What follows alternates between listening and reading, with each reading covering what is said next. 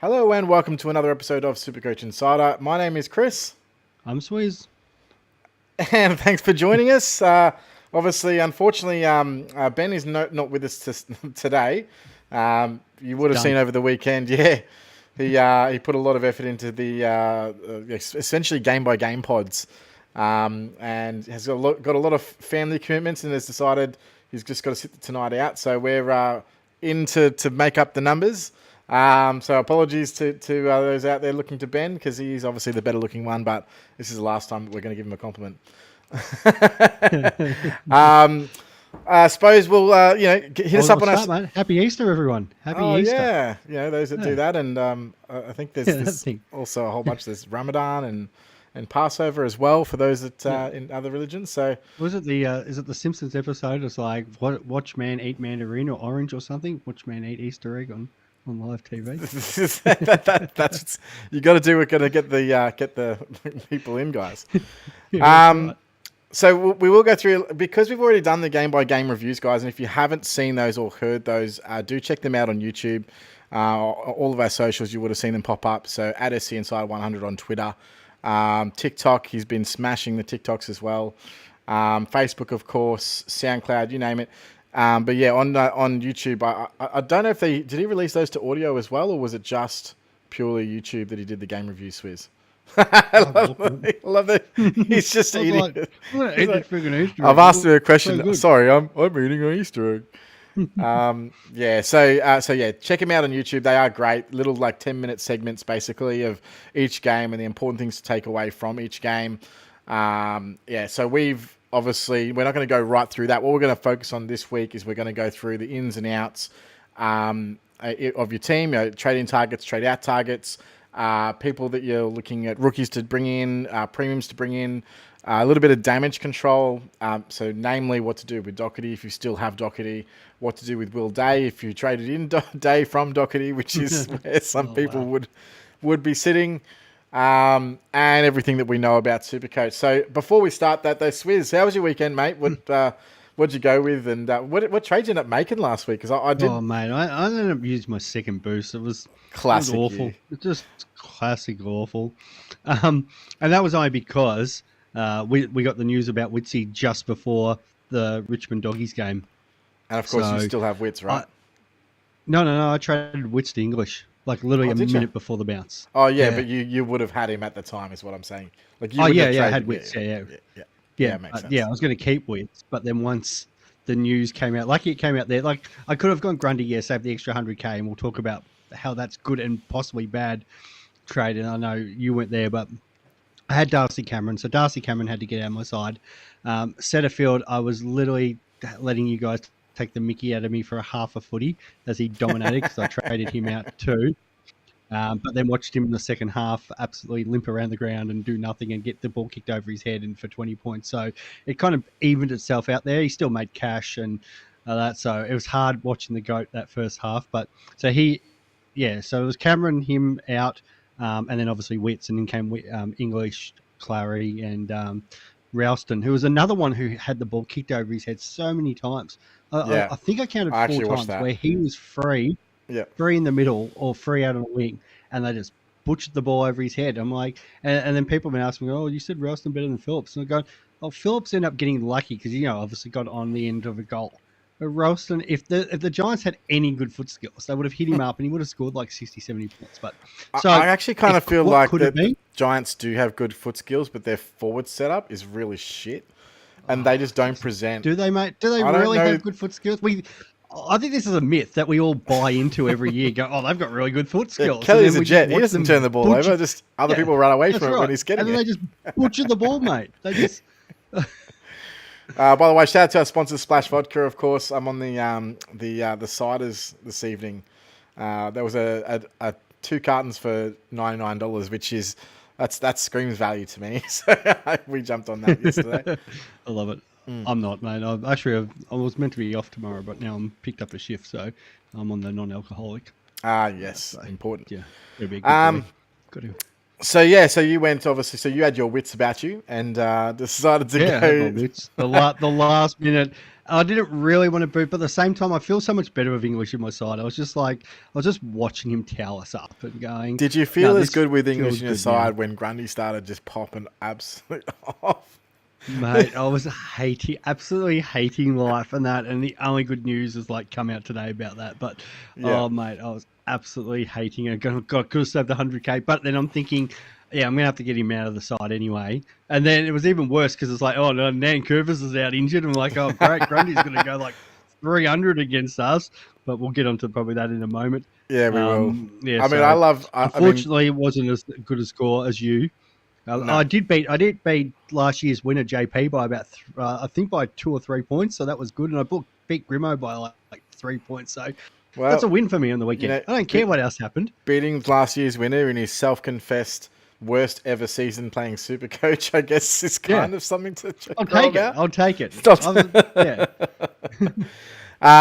So I mean, I ended up following through with my exact trade plans was on my YouTube video earlier in the week. So basically, I went with Darcy Cameron to Grundy, and I brought in. Oh, now it escapes me. LDU. Yeah, I went Ridley to LDU. Yeah. So I planned for a soft ton. Obviously, what we know about Carlton is they can suck up mid points because they just have so much of the ball in that midfield. Very, very talented midfield. Yeah, first half I was like, well, actually a soft ton? No, I don't want a soft ton. I want 120. I don't want one position. I want all positions. But yeah, he sort of faded. He got a little bit of attention in the second half from Kurnow and then ended up on 102. So I wasn't unhappy with that. I was pretty happy that he ended up cracking the ton at the end of the day. He got me. Basically my decision was I can either pay 705k for Clary or I can pay 150k less for a guy that's averaging slightly more. And that's pretty much the way I've gone. Like I can't afford them both right now. LDU's made 50k. I think that is a better short-term position. I don't know about long-term. That's just too early to tell, but we'll see how we go. So I suppose what we could start off the podcast with is the damage control. Dockety, do you still have him? Yeah, there's a few questions straight off in the chat about Dockety.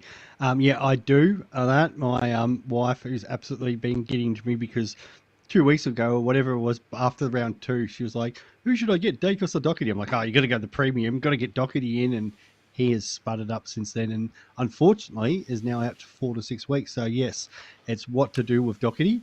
Now, I think there's 3 options screaming out at us. Okay. Do you want to run through? No, run through your. Let's go your top 3, and I'll go my top 3. Yeah, and then justify those picks. That's probably the best way to go about it. The obvious one is the one I was tossing 50-50 about all preseason anyway, which was Dawson. Yeah, and just perfect role. Looked awesome on the weekend. Kicks the ball beautifully.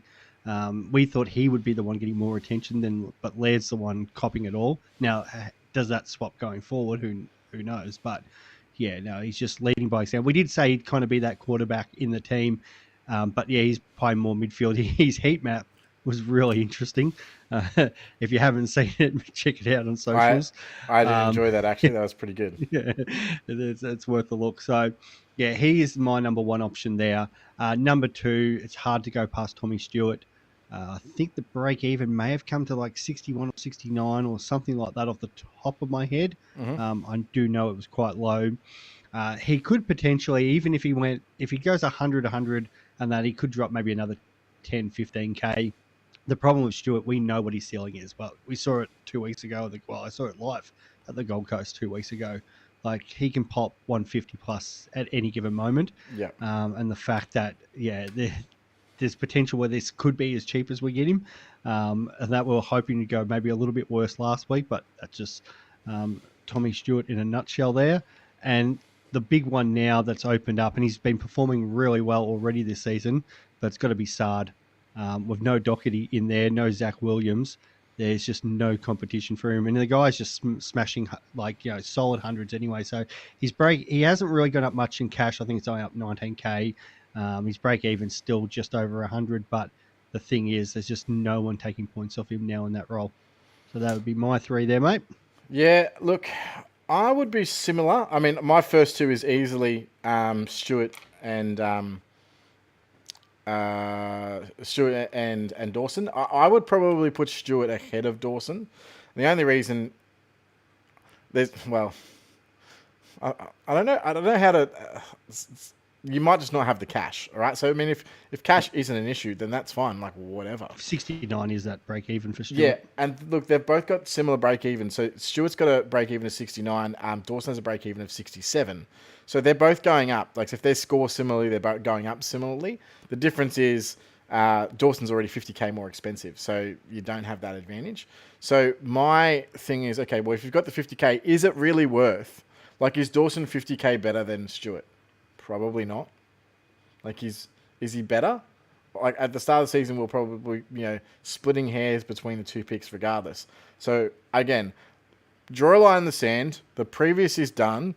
What are they averaging from here to the rest of the season? They probably average the same. In my personal opinion. I have Dawson slightly ahead, but it's not much. But I had him slightly ahead pre-season. But we're only splitting hairs 2-3 points. Like right. Sometimes I feel like is that worth 50?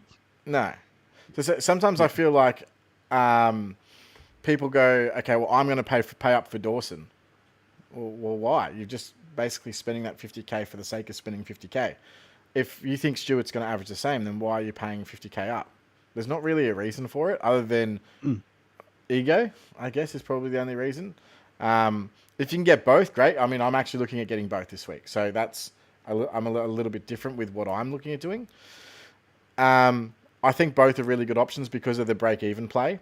If you have a look at the defenders and their break-evens, they would be the most obvious choices for me. The other two, obviously, that are similar, but you could probably wait another week or two, is Sicily and Sinclair, both of which I think, obviously, are like what we've seen. I'm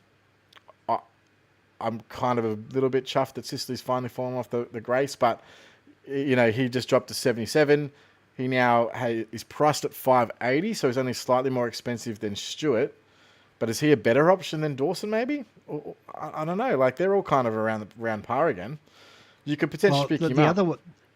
The other one with Geelong, and I've only seen the one game sample size, but we know what he can do is Mitch Duncan. Yes. He just rolls in with a 116, and he, at 80, 86. And that's the hard thing with Stewart. I can't trust Duncan from standard, by the way. No chance. That's the hard thing, because I actually more don't trust him because of his body, not actually his scoring ability. Yeah. It's like, it's blessed to have him as a defender, but I'm worried that he plays 3 games and then breaks down again. Yeah. That's just, Mitch Duncan these days, unfortunately, but he's a hell of a player. Yeah. Now, Day would have been a nice option to obviously go to, but that's not going to happen. I was sitting there going, I'm looking through all these leagues I'm in, all the top players, and they've all got Day, and I'm like, wouldn't it be great if the tribunal just gave him 2 weeks? It's not worth it, but give him 2 weeks just for shits and giggles, and they give him 2 weeks. Like somebody, the MRO are like, yeah, we don't have Day either. Stuff him. Well. So looking at these guys, right? So these are the guys that you want to run on if you want to take a flyer. So if you need to go down and you don't have the money to go up from Dockety, so obviously Day's out, so let's cancel him out. Guys that are averaging half decent that could potentially float top 10. The number one option here, Ollie Florent. He just posted a 135 this week after that. And could you imagine what it would have been if he actually made that goal? What it would have been if he did. You know what? And I told people tuned in my team. We laughed at this pick. But I think I said it either last week or the week before. This guy is on waivers in drafts. Pick him up, because I literally went through each draft with like, Ollie Florent, and he's on like half of my drafts this year.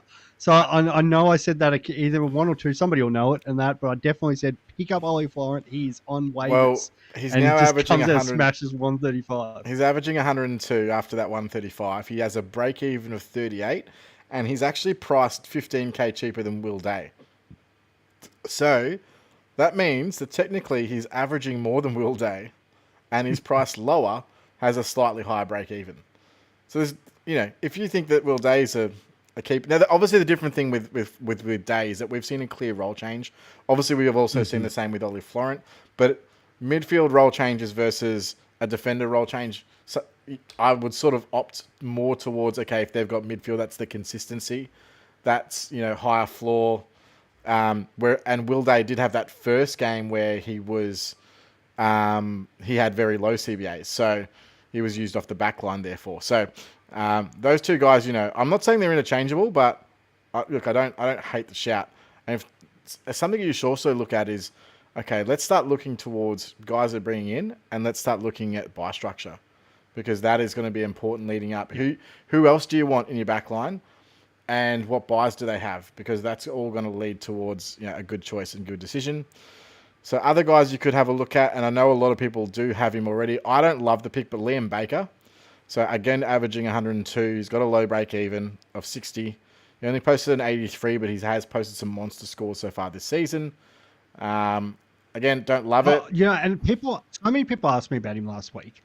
My problem is, and I said it, I think, on my team pod, it's defense by committee at Richmond. So that's why Rioli the week before, I think, went 50, but the round one went massive, and still averaging, what's Daniel, about 98. And then Voston's averaging 92.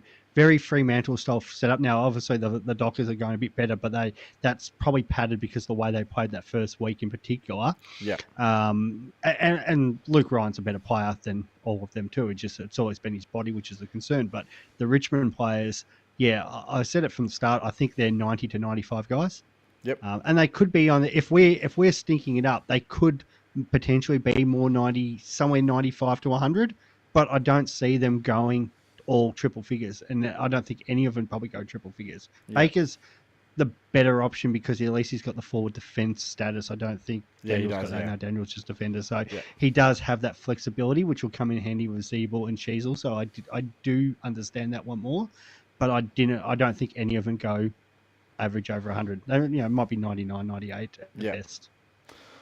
So then, of course, we've got the break-evens of Dawson and Stewart, 67 for Dawson and 69 for Stewart. So they're both going up. So if you want those guys, and look, I'm different to most. Like, I only just found out recently that not many people actually use the watch list function in the Supercoach app, but I do actually use it.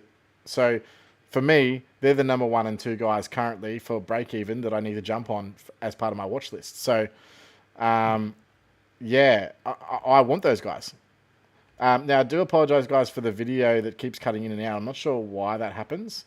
I think it's your end, mate. Yeah, no, definitely what's going on? Bloody Queensland. No, it's another one. I think it's like to do with the Zencaster settings and stuff like that. Yeah, maybe.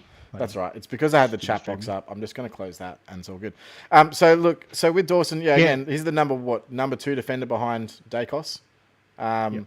So he's always going to be a good in. It's just, are you willing to pay $620K for him? He's going up. So how long do you not want him in your team for? Discuss the role. I mean, obviously, so I didn't watch the game. So from what I saw from I watched a little bit of the game, not all of it. But I did see him floating behind as a midfielder. And then I saw him playing pure CBA mid, following the ball. And then the last quarter, someone was subbed out and he went back to playing his traditional halfback role. I said this at the start of the year. This guy will be that mixer fix-it for everything and more. He's their quarterback. That every ball will go through Dawson. I just was worried that he'd probably maybe get some attention early, and I didn't realize it was going to be this good as well. Yeah. I knew they were going to put ball through him, but it's just everything is going through him. And he'll do, and it's just fill in any gap, do whatever he wants. Great footballer. The thing is, with him and Dacos, it's the same thing, right? Like, they're kicking so good that because they kick the ball so well, it always they have a high floor. Because if they don't miss targets and they're going at 90+% by foot, they're just always going to score well. So, look, he's not going to be a bad pick. I would never say don't pick him. I'm just saying if you're only going to get him, then just potentially there's others around. Guys in the chat looking at Bailey Dale. So Bailey Dale has a 68 break even, so he's one you want to jump on if you want him. But only the 94 average so far off the back of a 136. I don't like Dale just because I don't like Magneto, and any given week, his role gets just jumped into something else. And it's a bit of the same. It's Richard, it's Caleb Daniel, and he's the best of the options there. But it's against defense by committee, and they've got the worst coach for it. Agreed. So Rich is actually averaging the same too. The other one, and I don't think we've actually had the question yet, but I know I'm going to get the question, is Mason Redman. Now, have a look at his scoring in wins versus losses. Bombers are 3-1, massive in their wins. They have one loss. He scores 49. Yeah, and that is Redman and a T there. So if you think the Bombers are going 20-2 and going to win the premiership and whatever, jump on Mason Redman. For me, that ain't happening. So I'm not jumping on it. Fair enough. So others are Jake Lloyd. So he had a 120 this weekend. He now has a fairly low break even of 85, 520k, averaging 104. What do you see from Jake Lloyd this year? Maybe I don't want to go, but like we love the Seagull and that, but I just think it's not him anymore. Like the Swans they lost. It kind of was a decent game of footy still. It was a different style. It was a kind of typical Swans game, but because it was low scoring and the way it was played, it brought the defenders back, into play. I think Rampy still went well. We talked about Florent, that. So it was just the way the game sort of panned out, and I think the Port forward line was quite tall and probably struggled to, they were trying to, I guess, spread the midfield, spread the forward line and the Port Adelaide defence. So, but also tire out those Port Adelaide talls and that. And it was working early and move that ball around. But is that how, is Jake Lloyd going to get that much easy ball going forward? I think we always try to get a bit nostalgic with this and think, oh, well, this guy's done it for a while and that, he can return and be the monster, fantasy pig that he was. But I just don't think the way the Swans have so many more options these days. So I can't just see it happening every week out. Like, he might prove us wrong, but I just don't see him coming back and being that 110 guy that he used to be. Yeah, I don't think he's a 110, but I think he can do 105. So I think at very worst, it can be sort of that D6 range. The thing with the Swans, though, that this year is that they have remarkably like 4 guys averaging fairly well in defence. So Rampy's obviously still up there in chats. I wouldn't touch Rampy, just by the way. Obviously Blakey, Florent, and you've got Jake Lloyd all posting like fairly good averages out there. Blakey 89, coming off the back of a 106. So look, I don't love those options because again I just see that there's no clear standout.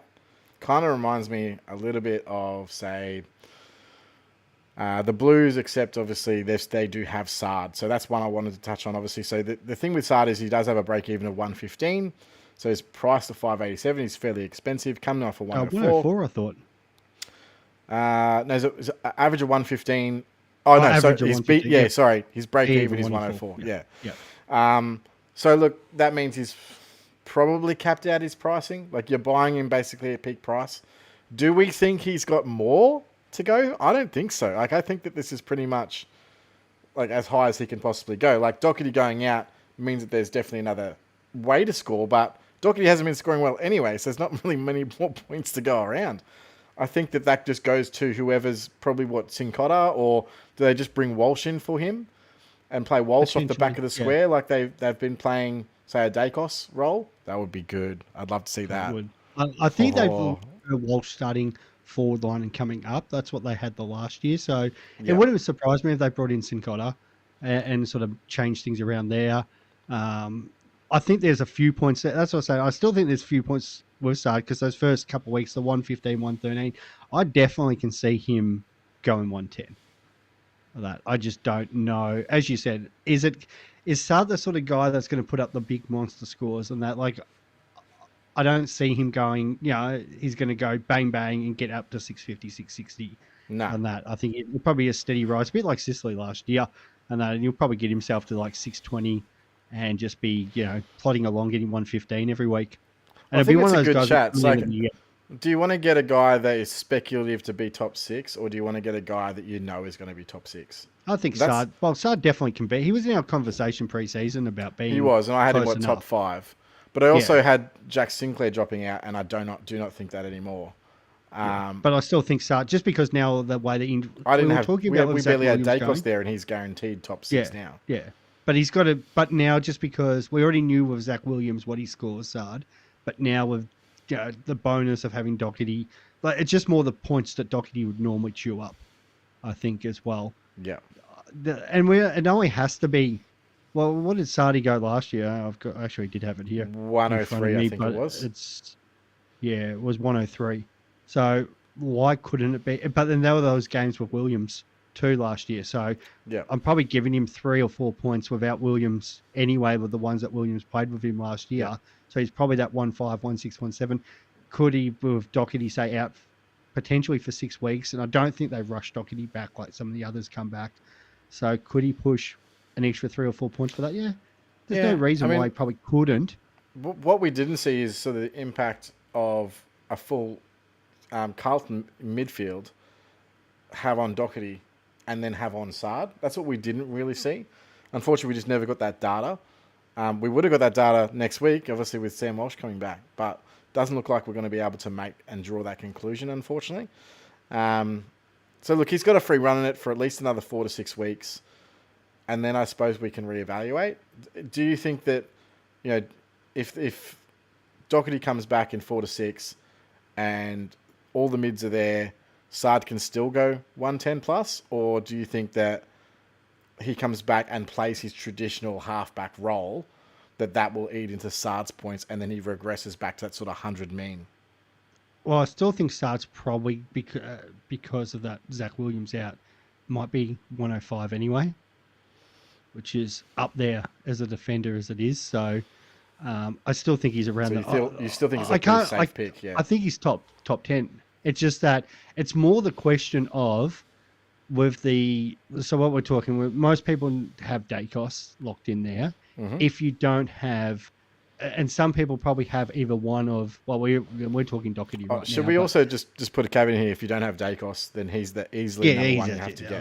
I just gathered that was break even so 78. If you think, okay, we're talking Dawson Stewart this week, be it how you're getting there, and that's defender 2, defender 3. And Cicely Sinclair, defender 4 to defender 5 of the way it's probably tracking. Mm-hmm. So you're potentially talking one last spot. Yes. So is it Sard? Is it, Will Day comes back and continues to smoke it in the midfield? Are you better off avoiding, say, a Sard? It's priced pretty much capped at 580 and jumping on. Yeah. Mitch Duncan strings games together and goes 110. Dockety gets really cheap, comes back and does what he... Or so you just put Zeeble back there and he goes 100. Yeah, and this is the other thing. Zeeble and Sheasel get defenders. Like, we know a rookie isn't meant to just keep doing this. But what if Sheasel just keeps smashing out like 100 each week? And you're just like, well, we don't need... Because a lot of people held Dacos last year. Yeah. The whole year. Sheasel continues this way. He's not only... He's not... Right now, he's F1. Yeah, well, that's right. He's to D3 as well. This is the whole thing. So, and you're probably only going to have one of Zeeble and Sheasel both could become keepers. Like we don't know, but just the way they're playing now, Zeeble more likely than Sheasel because you think first year player is going to get tired at some point in that. But Dacos did finish the year pretty strong. Well, after the bye, those who held him did get paid off for especially that 4 to 6 week where he just went nuts. So. Could Sheasel continue on, and you're looking at 1 up forward, 1 up defend, so that's your 6 defenders there. Well, I'm looking at I'm fading Sard mainly because I only think that there's enough room for my 5 guys. So the 5 that I'm looking at: Dawson, Dacos, Stewart, Cicely, Sinclair. Outside of that, I'm not really like the fact that I was going to leave Dockety at that last spot. The fact that now I don't have to even worry about that is kind of a little bit of a weight off my shoulders, to be completely honest. Yeah, exactly. So the other option is, okay, well, if you have if Dockety was, say, a year D3 or anything like that anyway, maybe you could potentially pivot out of him with the knowledge that in a week's time you do get the flexibility of Stewart and, of Zeeble and Sheasel to potentially come into that back line anyway and to cover any holes you may have. So there's a possibility that instead of going, say, Dockety to one of the other mids, you could, defenders, you could go to a mid or a forward. So there are some other options there, but I just feel like looking at my watch list, which is obviously different to everybody else's, the guys that I want to get in, it's easy. They have the break evens that are like, okay, if I want these guys, I got to strike now. Whereas other guys I'm looking at, so for example, Cornelio, he has obviously a very high break even at the moment. I think it's in the I want to say 150s. He's already dropped down to 512k, I believe. Is he a guy that you want in your team? Like in my opinion, absolutely. So if you don't have him, I'd be looking to get him in. You probably don't need to get him this specific week though. But he's cheaper than Dockety. So pivoting away, and what they've got Hawks this week, don't they? Mm-hmm. Who does the tag go to? GWS. Yeah, GWS do have Hawks. So he could potentially go big this week. And, I personally think that the tag probably goes to Kelly because he's just in too good a form. So.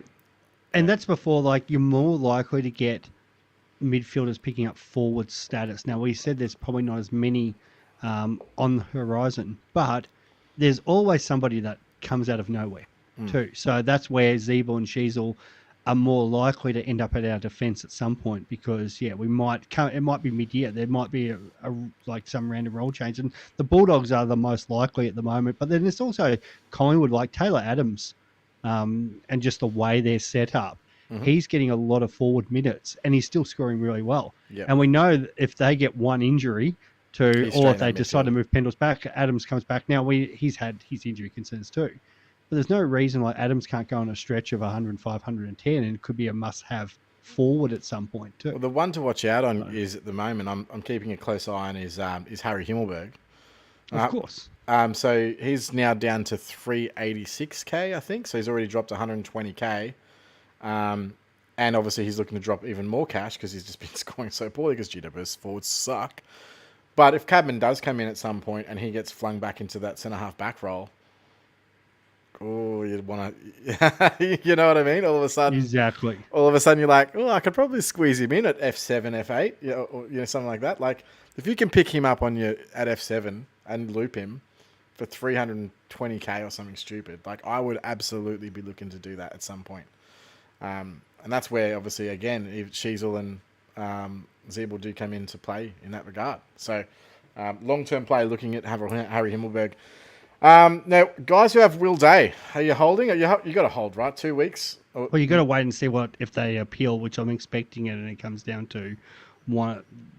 But yeah, if it's 2 weeks, it's hard because, the role's there. Season. You want to keep him, and it's upgrade season. And then it depends on your bench cover too, because hypothetically, if you've got Jimby and he was for whatever rested this week. Because the poor, but West Coast won't actually have anyone to bring in for him. But if he was, and you don't actually have the cover, and that, you might be forced into it. Mm-hmm. So, I think it comes down to your situation and what's the rest of your defense. If you've got the ability, and I'm trying to think, the Hawks play Sunday, so that does give you the loophole option because Cowan plays Thursday night, and the Lions play on Saturday with Wilmot.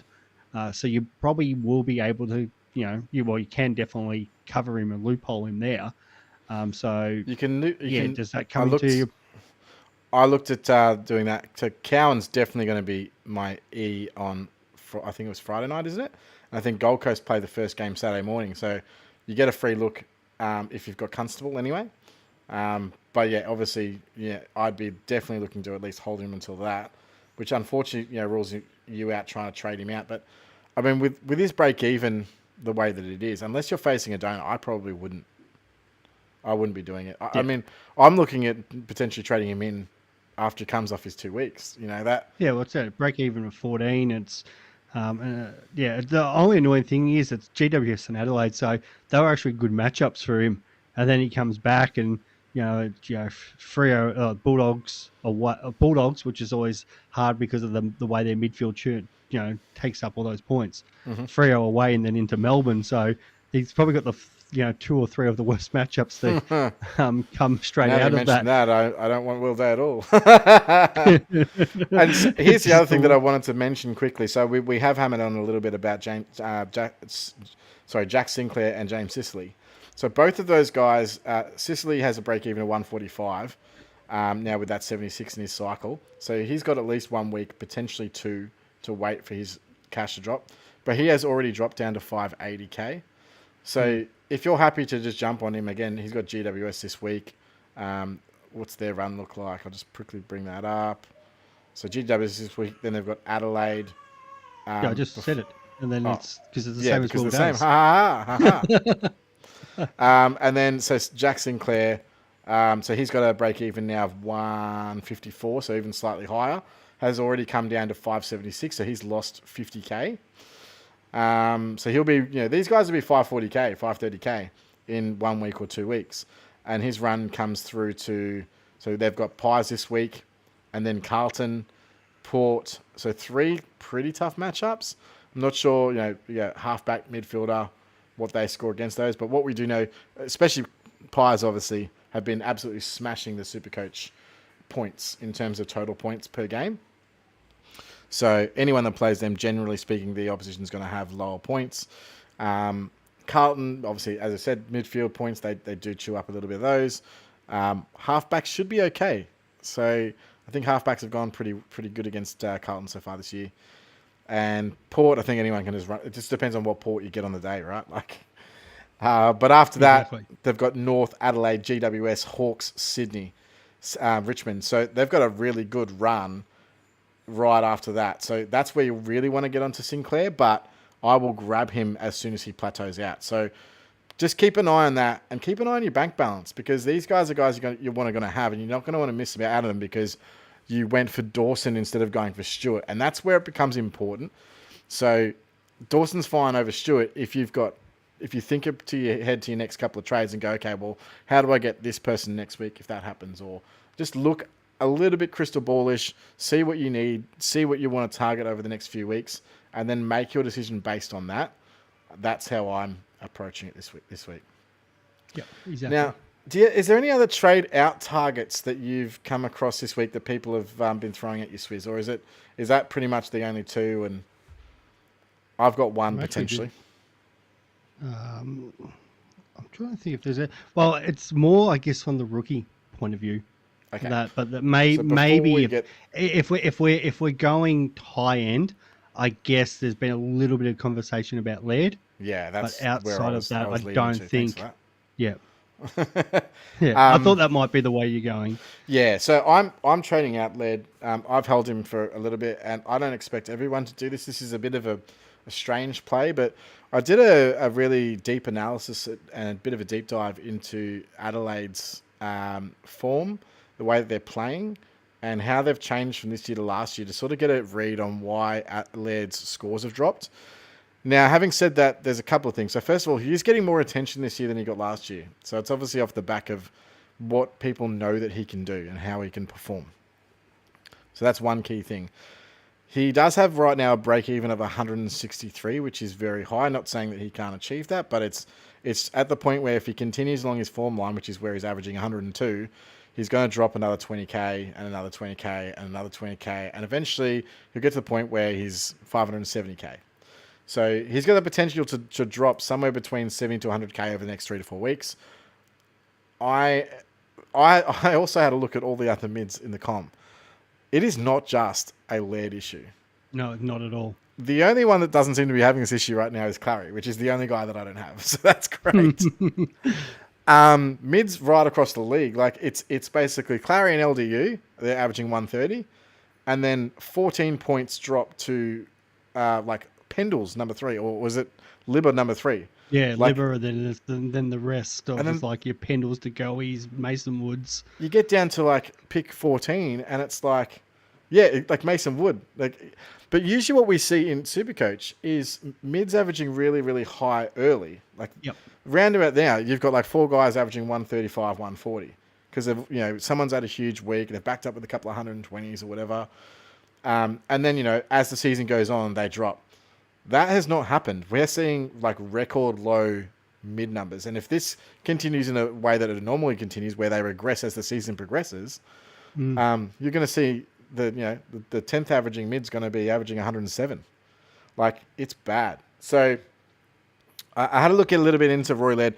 So the big thing that was a big red flag for me was that Adelaide's ruck contests are down 10 per game on last year. And I had to have a think about, okay, well, why is that? So part of it is the way that they're setting up their midfield now. So they are a lot more attacking because they transition a lot more especially through the guys got like, Rochelli's obviously playing as that mid forward with Rankin. Saligo's really picked it up as that extra mid that's coming into that midfield group. He adds another dynamic. So they've got better players and better skill around them. Last year, what they were doing was basically locking up the ball as much as possible. So I don't know if that was a defensive structure and dictate, but Sam Berry, obviously, who didn't play this week, was averaging 9.5 tackles. He's now averaging 5 tackles per game. Rory Ladd was averaging 8.5 tackles. He's averaging 4.5 tackles per game now. So the two guys who are averaging most, are they out of form, or is it a structure change? And if it's a structure change with the lack of tackling or lack of ball pressure like around that immediate vicinity, that's a massive issue. And so for me, that's enough data for me to go, I'm out. Because at his price, I can't afford for him to be a 110 guy, which is what I kind of feel like he is right now.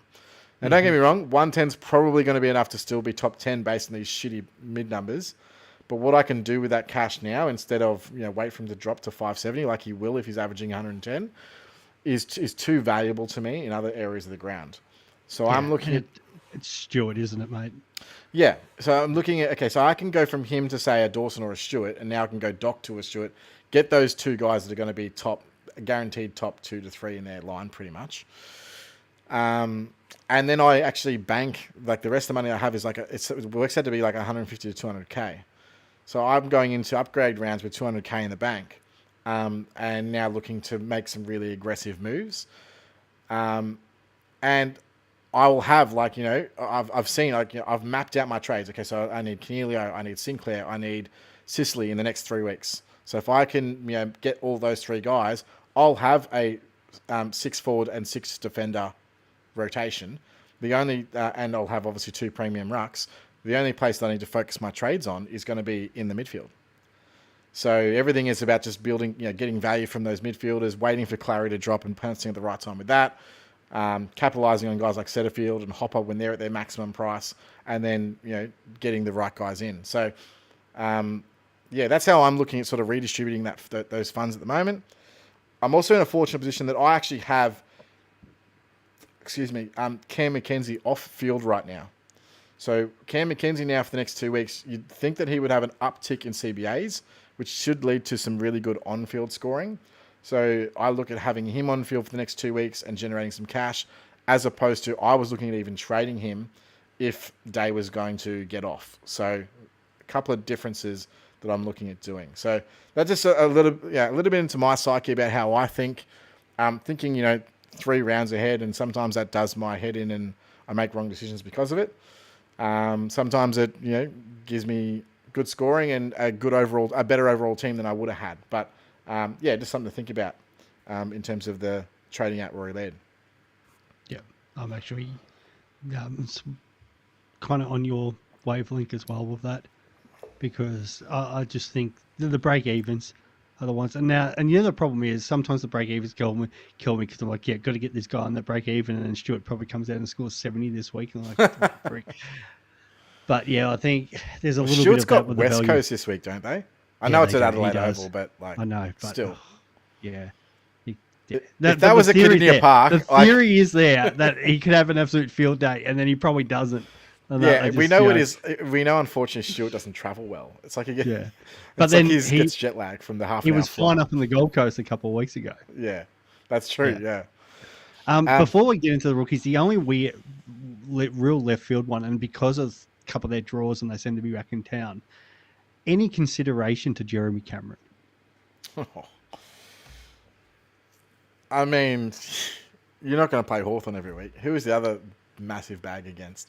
I've got him in drafts, and I got to say, I'm loving having him. Yeah, I got to say. Because he went to 149 against Carlton as well. Yeah, I mean, it's Carlton, right? So, but it's West Coast this week. They've got the Bombers in a couple of weeks, Adelaide after that, the Giants. He's just got the ability. There's no player in the, I had him ranked, I think, 10th best player in the league, and I'm happy to pump those numbers up and probably have him number 2 beyond. Got to pump those numbers up. Those are rookie numbers. Yeah, I know. He is just absolutely on fire at the moment, especially because Hawkins looks like he's, aged terribly overnight. But Cameron gets up the ground, just does everything at the moment. And but he's one of those ones where, you love him in draft, but like he frustrates you a little bit in Classic because he's going to go like 70 or 80 one week, but then he comes out and just pumps out a massive score the week after. Yeah, perfect vice captain option. Look, I would never. I can't say anyone, hey, don't pick him up. I wouldn't do that. But I wouldn't be one advocating to bring him in because we just know key forward scoring, and he to my knowledge, he hasn't played like as a mid like he did at the end of last year, right? Like he's just played pretty much. I think he's had like a couple of. I did see him a little bit through, but it's more like, and probably the bonus because he did kick the 7 on the weekend, which is, massive. But his ability to get around the ground, it's second to none. It makes sense. Yeah, so it would not surprise me because we've always said it every year. Hawkins always in that top 10. Hawkins always in that top 10. And we'll come to the end of the year and Jeremy Cameron will be top 10 or top 8 or top 6. And we'll be like, oh, yeah, of course, because Geelong just get on a roll and he kicks so many goals and that. So just thought I'd throw that one out there. When we come into the year, we do our review and see, oh, well, Jeremy Cameron was top 6 this year.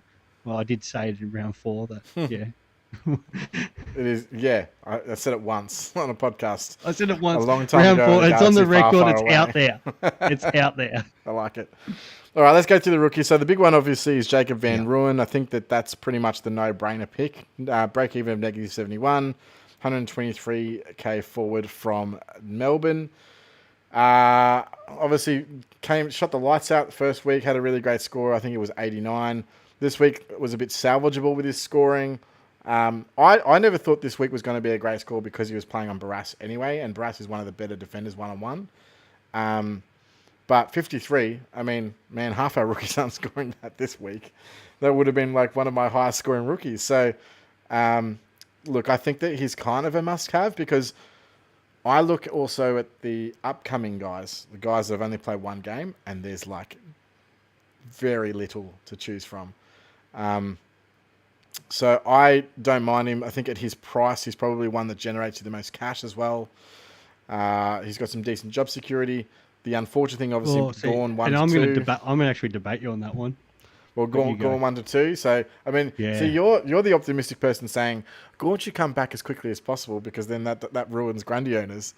Whereas I'm like, nah, like it'll be 3 weeks because, we want to make sure he's right, his knee's right before he comes back. He's had previous knee issues. There's no point in rushing him back when we're winning by whatever and we've got Grundy in the ruck. Like, let him have another couple of weeks off. Actually, make it 6 weeks, buddy.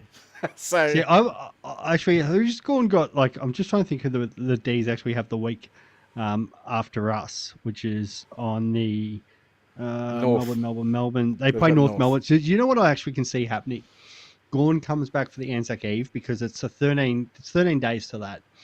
And just because of the significance of the day and then the game, obviously Anzac Day, Collingwood, Essendon, is the massive, from a footy point of view, not from obviously history and, of Australia and that, but from a footy point of view, is the massive game. But, Melbourne, Richmond have become a bit more of a significant day or evening now, and they, do still, do the honouring of the Anzacs similar to what they do on Anzac Day. So Gawn as captain, I think, wants to be there for that game, lead the guys out, be a part. Now, how much ruck time does he play and split with Grundy? But I wouldn't be surprised if he does get himself back for that game, and wouldn't be surprised then on the shorter break rests against North Melbourne, and that's no disrespect to North, but I think Melbourne 6-day should break do a number on that. Yeah. So the fact that, so that wouldn't surprise me at all. It wouldn't. And I wouldn't be bothered because I'd probably still hold Grundy through that game anyway. Because I think you do in that period as anyway, and I think that's probably how it works out. But I think there's potential for that night.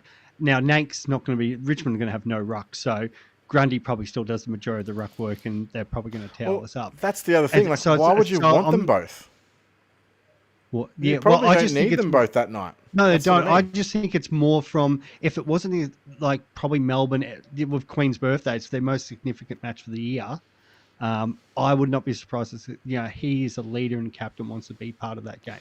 It would be awesome if he does we'll call this the Mikal Bridges. So for those NBA fans out there, he literally checked into a game, fouled someone, and then checked out and didn't get back in the game the whole game. So maybe he runs out, takes the first ruck hit out. He might play a sub or something like that, or who knows. That's true. By all reports, he's going to try to play Anzac Eve. So now that's... Maybe they play Grundy for 3 quarters and Max Gawn for 1. But bringing that back into that JVR discussion, the problem is Ben Brown didn't play on the weekend. Yep.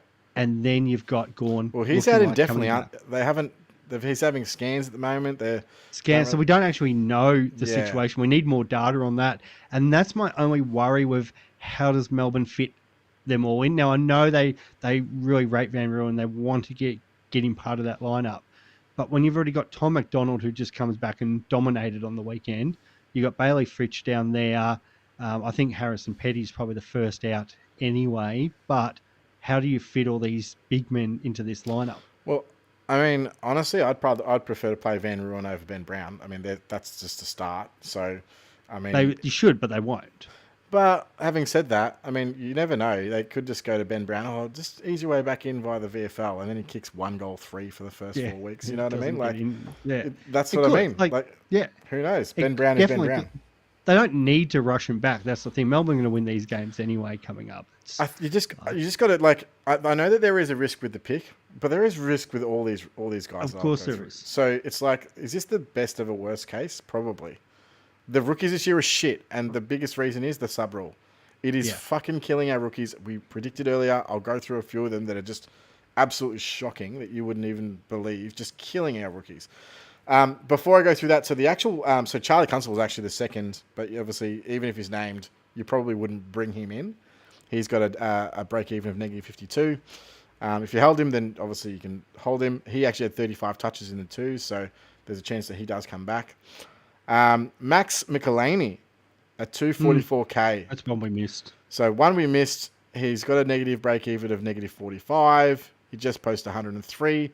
Obviously, what we've basically seen is he's sort of the designated distributor now with Dawson moving into that midfield. So they need someone back there, and he had a very good game. That I don't find it strange that is a coincidence. I think that is very much a correlation. What do I think he can average as a rookie? I don't know. Like, he's never really been a huge possession player as a rookie, but he's a touted intercepting defender that's a good user. So when that is the case and they get the role, they can probably average somewhere between 60 to 70 quite easily.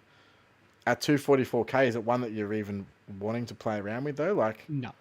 Yeah, I think just too expensive. If he was 50k cheaper, I'd probably consider it. 100k cheaper, he's locked in my team, but yeah, no, I couldn't do that. The one I'm really frustrated is Tyler Brockman because he got subbed. He was the one I was wanting to play over JVR. Yep. Because I was like, he's the one who'll have a better job security. He comes in, they've got the spot for him, and then watched him get subbed off. I'm not going to throw that one out. So subbed off on 25 points. Yeah, so just cross that one completely out. Completely out, yeah. So he still has a negative break even, -43, because he's got an 89 in his side. Is it 89 that he got or something in that first game? Yeah. Jug McVee is the next one who defended mid. He obviously played a 70. Obviously his security's up right now because of Salem's. It was an meniscus tear, so he's out for another 4 or 5 weeks. But 200k, I think there's better, and then the better one is probably the next one, which is Tyler Young. Yeah, so we're just still. I was going to talk to about the 3, and I'm going to group these 3 together. So Tyler Young, Samson Ryan, and even Juddy Clark. Yep. And the first reason is Richmond's got 27 fit players this weekend, and they're absolutely been decimated by injuries. And it's potentially not just this weekend. There's some long-term ones. So Tyler Young, Robbie Tarrant went down in the reserves, injured. So that's just shored up his job security. I was on the fence. We know his scoring isn't great. Like he had his best score on the weekend, 61.